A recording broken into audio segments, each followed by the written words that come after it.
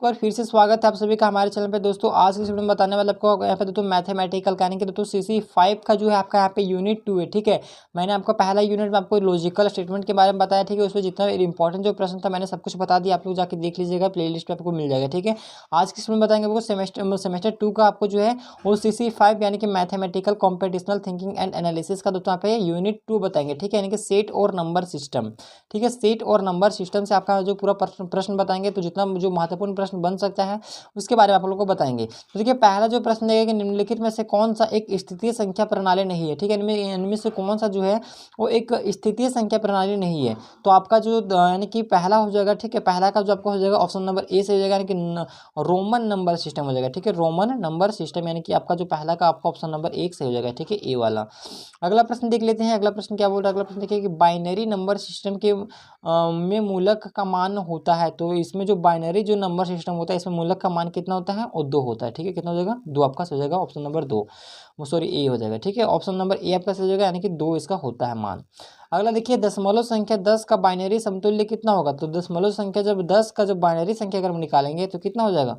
इसका हो जाएगा दोस्तों आपका यानी कि 10-10 हो जाएगा। ठीक है, 10-10 जो इसका बाइनरी संख्या हो जाएगा। ठीक है, बाइनरी से कॉमन निकालते हैं ना, कॉमन, तो उसी तरीके से इसमें ये भी निकाला जाता है। बाइनरी का जो है वो समतुल्य हो जाएगा 10-10। अगला देखिए कि एक कंप्यूटर भाषा, ठीक है, कंप्यूटर भाषा जो केवल बाइनरी कोड में लिखती है तो क्या कहलाएगी? यानी कि चौथा का आपका ये हो जाएगा मशीनी भाषा। जब एक कंप्यूटर भाषा जब केवल बाइनरी में जो कोड में लिखेगा तो क्या बोलेंगे उसको बोलेंगे मशीन भाषा। तो आपका मशीन भाषा आपका जो जगह सही हो जाएगा। ठीक है, आपका ऑप्शन नंबर ए से हो जाएगा मशीन भाषा। आगे देख लेते हैं। यहाँ पे देखिए कुछ यूनिक मतलब अंक दिया गया है। ठीक है, देखिए यहाँ पे देख पा रहे हैं तो 1100 10 10 01 और 010 का अष्टक समतुल्य है। यानी कि इसका जो अष्टक समतुल्य क्या होगा? तो आपका जो ये क्वेश्चन नंबर 5 है, 5 का ऑप्शन नंबर बी से हो जाएगा, यानी कि 145.12 हो जाएगा। ठीक है, यानी कि 145.12 हो जाएगा। ठीक है, आपका ऑप्शन नंबर बी आपका सही हो जाएगा। ये अष्टक समतुल्य देगा, नंबर सिस्टम देगा। तो नंबर सिस्टम कहने का मतलब ये है कि आपको सिस्टम के तरीके से मतलब जो नंबर है उसको एक सिस्टमेटिक ढंग से आपको रखना है। ठीक है, सिस्टमेटिक ढंग से, तो वही यहाँ पे नंबर सिस्टम दिया गया है। तो ये आपका 5वां प्रश्न था। अगला देख लीजिए, अगला 6ठा प्रश्न क्या बोल रहा है कि 11 और 10 का इनपुट, ठीक है, हेक्साडेसिमल प्रतिनिधित्व है। तो 6ठा का आपका ऑप्शन नंबर बी हो जाएगा, यानी कि होना। ठीक है, आपका होना से हो जाएगा। ठीक है, यानी कि 1110 का जो इनपुट हेक्साडेसिमल का जो प्रतिनिधित्व होता है वो होता है होना। अगला प्रश्न देख लीजिए कि कंप्यूटर शब्दावली में बीट, ठीक है, बीट का अर्थ या तो 0 या तो 1 होता है। ठीक है, ये क्या सच्चा है, झूठ है, या दोनों है, या इनमें से कोई नहीं है? तो 7वां का आपका ऑप्शन नंबर ए से हो जाएगा, यानी कि सच है। ठीक है, यानी कि ट्रू हो जाएगा, ट्रू एंड फॉल्स। तो आप इसको इंग्लिश में ट्रू बोल सकते हैं या फिर हिंदी में इसको सच बोल सकते हैं। ठीक है, सही बोल सकते हैं, सत्य बोल सकते हैं। तो कंप्यूटर शब्दावली में जो बीट का अर्थ होता है वो क्या होता है?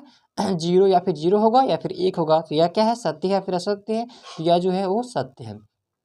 आइए हम अगला प्रश्न देखते हैं। 8वां प्रश्न की बाइनरी समतुल्य 10-10-1 को इसके दशमलव समतुल्य में बदलें। ठीक है, यानी कि जो 10-10-1 है इसके जो है वो दशमलव समतुल्य में आपको जो है उसको बदलना है।